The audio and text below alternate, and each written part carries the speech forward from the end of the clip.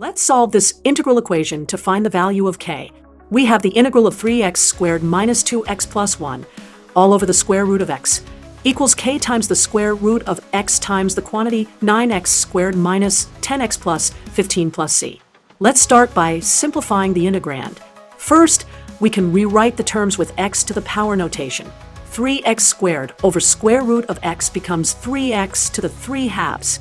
Negative 2x over square root of x becomes negative 2x to the 1 half, and 1 over square root of x becomes x to the negative 1 half. Now, we can integrate each term separately. For 3x to the 3 halves, we add 1 to the power and divide by the new power.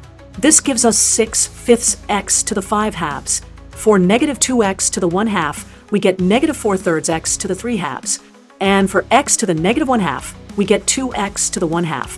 Combining these results, we get 6/5 x to the 5 halves minus 4/3 x to the 3 halves plus 2x to the 1 half plus c.